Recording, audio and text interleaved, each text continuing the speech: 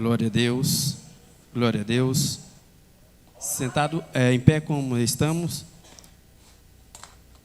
vamos abrir a nossa Bíblia no livro de Ageu, capítulo 1. Nessa noite, eu quero louvar a Deus pela vida do pastor Marcos, por todos os irmãos aqui, os obreiros, as irmãs. Eu cumprimento a todos com a paz do Senhor. Louvo a Deus por a vida da minha esposa, do meu filho, do irmão Zeni, qual está nos acompanhando.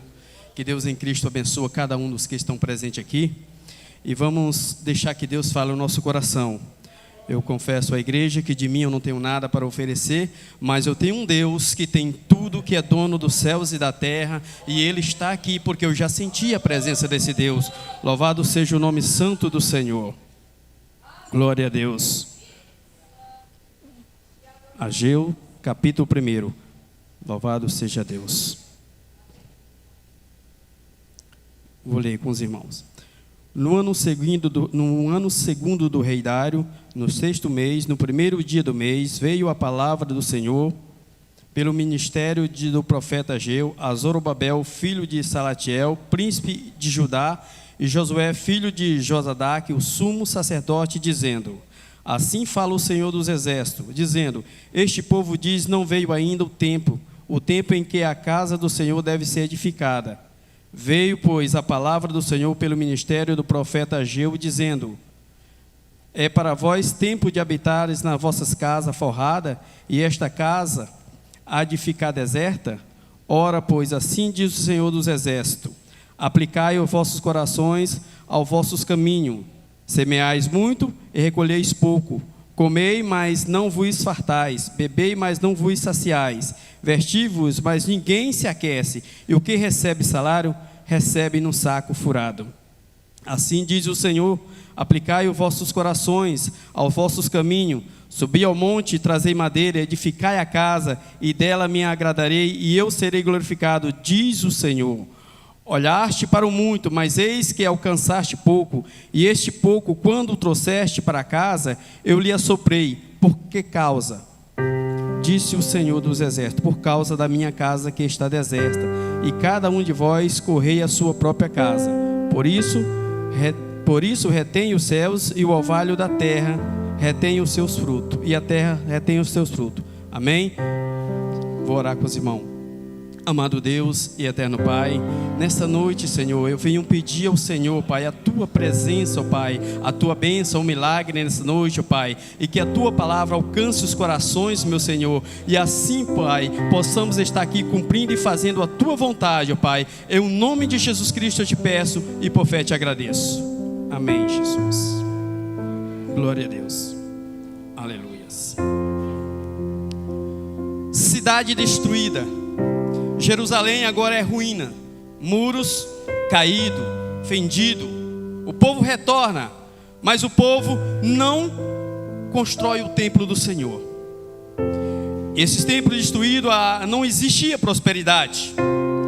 O povo vivia trabalhando muito e ganhando pouco, como diz o texto.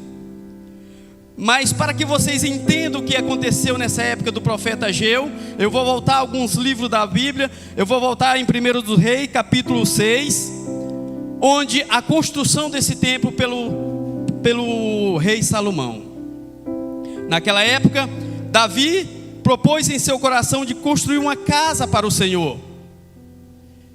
E o Senhor mandou dizer a Davi: tu não, porém, vai construir essa casa, mas o filho que sai das tuas entranhas, o teu sucessor, isso sim construirá essa casa. Salomão assume o reino de Israel, governando sobre as 12 tribos, reinando sobre elas. E logo, ao 4º ano do reinado de Salomão, ele começa a construir o templo do Senhor. E ele foi ao censo feito pelo seu pai, e ele viu que existia 153.600 estrangeiros, e ele colocou esse povo estrangeiro para construir o templo.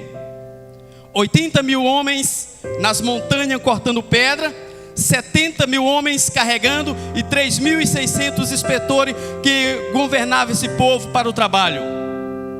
E a casa começa a edificar, e o primeiro passo de Salomão é pedir que trouxesse pedras preciosas para a fundação do templo. Posso imaginar que alguém veio, mas Salomão, para que pedra preciosa? Ninguém vai ver. Mas o dono da casa, ele falou, o dono da casa vai ver. E Salomão fez tudo do melhor para esse Deus. Salomão começou a construir uma ordem do rei dentro de Jerusalém. Era que não houvesse só de martelo ou de machado ou qualquer instrumento de ferro. As pedras eram cortadas nas montanhas e trazidas e assentadas na argila. Porém barulho não se via na construção do templo. E quando o templo acaba, aquele templo lindo, que lá está escrito no livro de Reis capítulo 6, vocês podem depois ler a história. E quando acaba o templo todo revestido de pedra, Salomão vai olhar e Salomão não agrada daquele acabamento e pede para os seus construtores que construa o templo, que revista todo de madeira.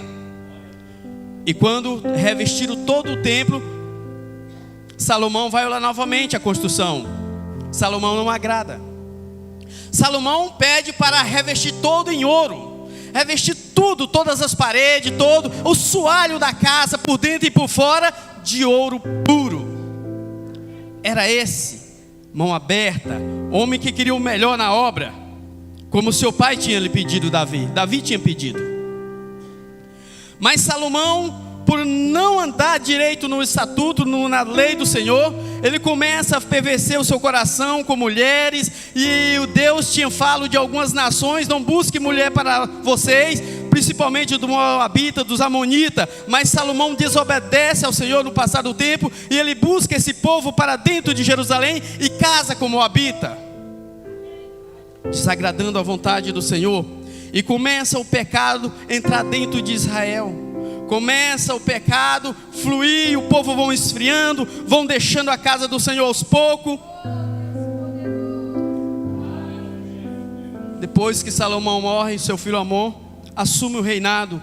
Esse fez pior do que todos que Salomão, porque tinha uma mãe que era moabita, e trouxe o pecado, trouxe a idolatria para dentro de Israel. E Deus não se agradava do que estava acontecendo. É verdade. E Deus divide o reino. Divide o reino agora, que são dois reinos: o reino do norte e o reino do sul. Reino do sul, Judá, capital Jerusalém, e 2 tribos, Judá e Benjamim. 10 tribos vão para o reino do norte. Mas eu vou seguir a história do reino do sul.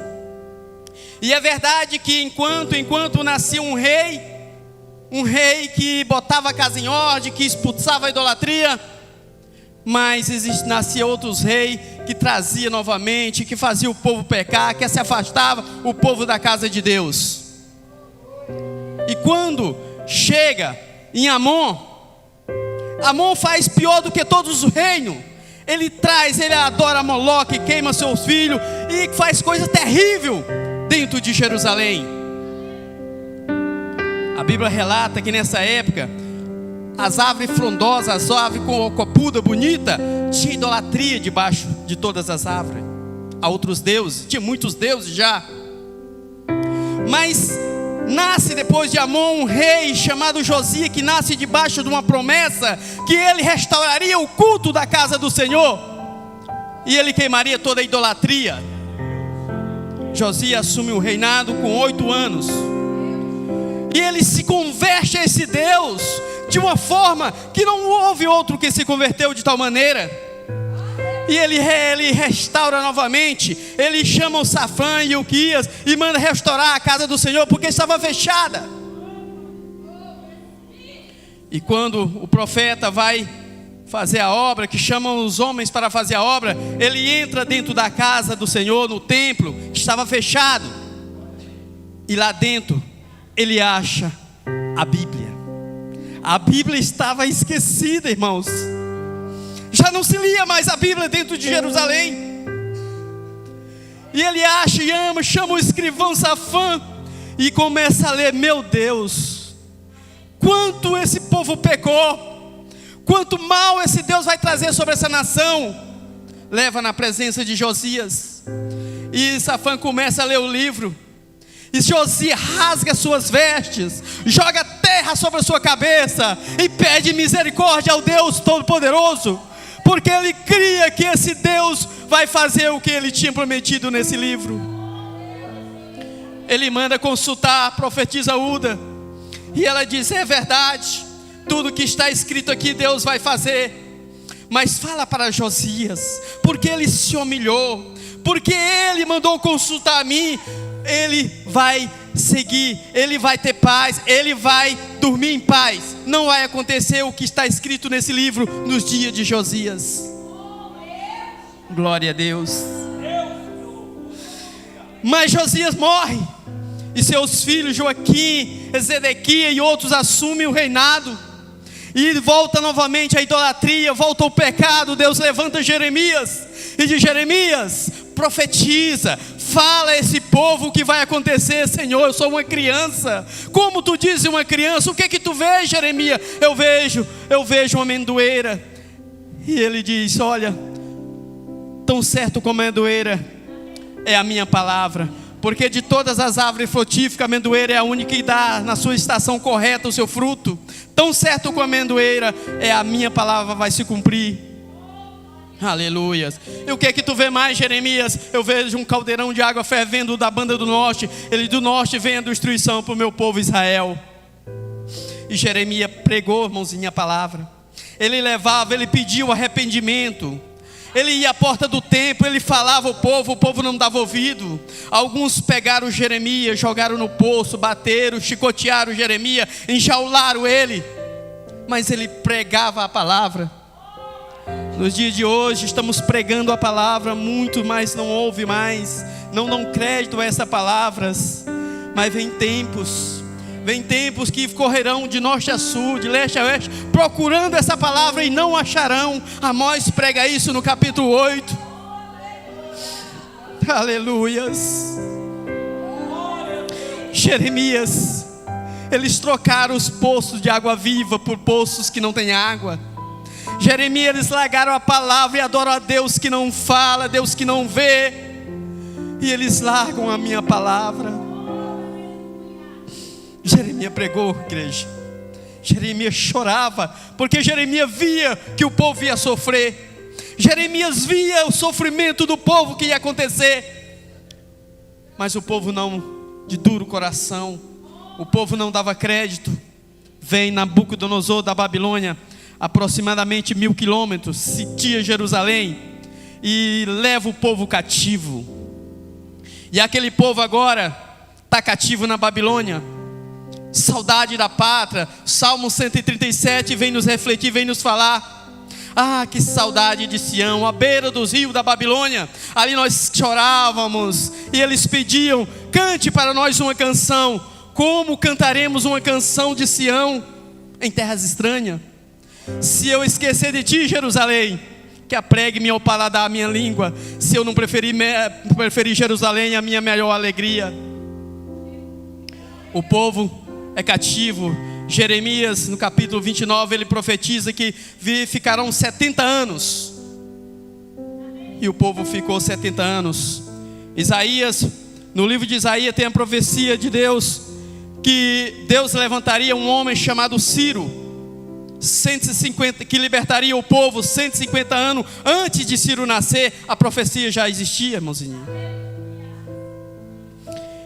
E o Ciro agora, pelo Medos Persa, agora é rei da Babilônia. Passou-se o temporal, o tempo de Nabucodonosor. Os Medos Persa agora é que domina. E Ciro faz um mandado do Senhor, porque ele é chamado servo. Servo porque faz a vontade. Quem serve a Deus faz a vontade, é servo. Aleluias. E o povo agora volta. Ciro apregou a cidade. Quem quiser voltar para Jerusalém e reconstruir o templo do Senhor, que tenha a oportunidade, que suba a Jerusalém, porque esse Deus é um Deus todo-poderoso. E naquela época, Ilquias liderando a volta do povo, volta 50 mil pessoas. E a ordem de Ciro é reconstruir o templo. A ordem de Ciro é: vão construir a casa de Deus. Eu vou dar provisões, eu vou dar recursos para vocês construir, madeira. E o povo volta. E lá em Jerusalém, quando eles chegam 70 anos depois, só quem volta, aqueles que eram de 10, 15 anos, que saíram de Jerusalém e vão passar 70 anos no cativeiro. Outros já morreram, é outro povo. E eles voltam. Chegando em Jerusalém, cidade destruída. Que dor no coração. Quando aqueles senhores de idade lembram da igreja, do templo, da glória do Senhor. Porque na época de Salomão, na construção, a glória foi tão grande que os sacerdotes não conseguiriam ficar em pé. Eles caíam por causa da glória do Senhor. E eles começam a construção do templo no 2º ano depois da volta. E quando ele lança os alicerces do templo, aqueles velhinhos que lembram da construção do templo, que lembram do templo glorioso, quando vê aqueles fundação, começa a chorar. E aqueles que nunca viram se alegravam. E a voz de choro se mistura com a voz de júbilo, de alegria, de modo que de longe escutava e não dava para discernir entre o choro e a alegria.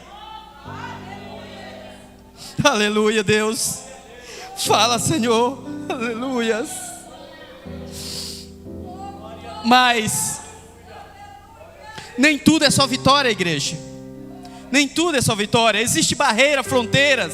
Existe obstáculo que temos que vencer. E só vencemos pela glória. Só vencemos buscando este Deus. E o povo começa a construir, irmãozinho. Mas os samaritanos se opõem à construção do templo. Primeiro eles querem fazer aliança para construir junto com os judeus. E os judeus disseram: não, nós sozinhos construiremos o templo. E o povo e os samaritanos se opõem à construção e levantam homens para desanimar os judeus, botando dificuldade ao ponto deles desistirem. E escrevem ao rei, dizendo: a este povo vão começar a edificar essa cidade, vai edificar essa igreja, e eles vão se rebeliar. Vem um decreto de Ciro e manda parar a obra. E o povo esquece do templo, esquecem de buscar a Deus. Apenas um obstáculo, não foram aos pés do Senhor para pedir misericórdia. O povo esquece. E o povo nessa época agora começa a construir casas bonitas, casa forrada. E cadê o templo? Está deserto.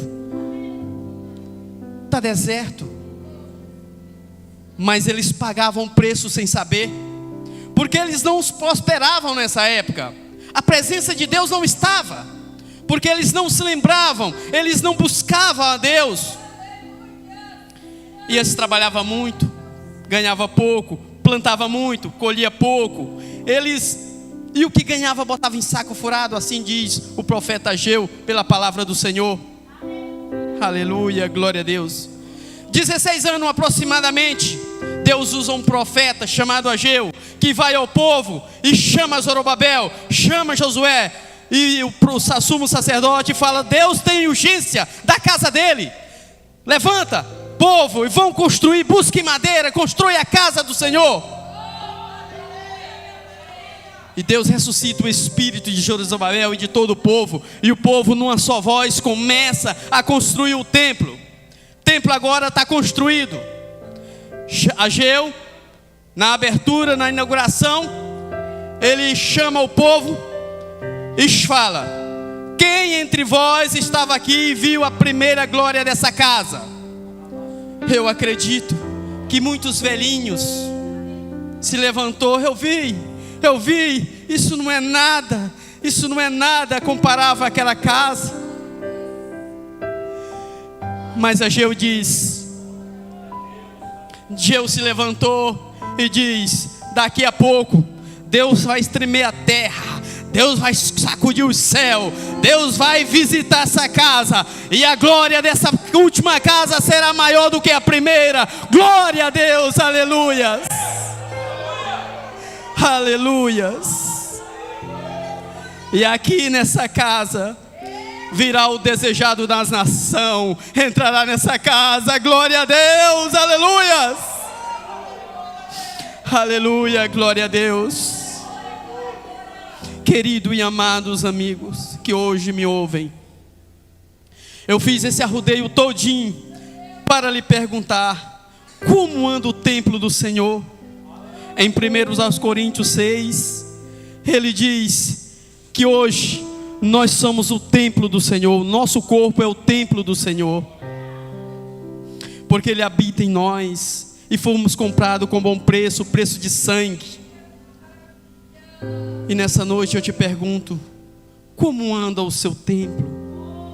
Esse templo ele é edificado quando oramos. Esse templo ele é edificado quando viemos à casa do Senhor. Esse templo é edificado quando buscamos a presença de Deus. Esse templo é edificado quando fazemos a vontade, quando pregamos, quando louvamos. E eu te pergunto, você quer aceitar nosso Senhor Jesus Cristo hoje como Salvador? E deixar o Espírito Santo do Senhor morar dentro do seu coração, dentro desse templo? Eu pergunto, tem alguma pessoa amiga nessa noite para aceitar o nosso Senhor Jesus Cristo? Eu te peço, venha aceitar, venha fazer parte deste povo que caminha para Sião. Canaã é logo ali, ninguém desiste. Venha, eu pergunto, e eu louvo ao Senhor. Eu louvo ao Senhor pela oportunidade. Sei que hoje não é fácil, as convenções não estão fáceis, mas continuamos até nosso Senhor Jesus Cristo voltar. Não vamos desistir, não desistimos de pregar, de buscar, de trazer essa mensagem de salvação. Eu louvo ao Senhor pela oportunidade e agradeço em nome do Senhor Jesus Cristo. E devolvo a oportunidade ao pastor.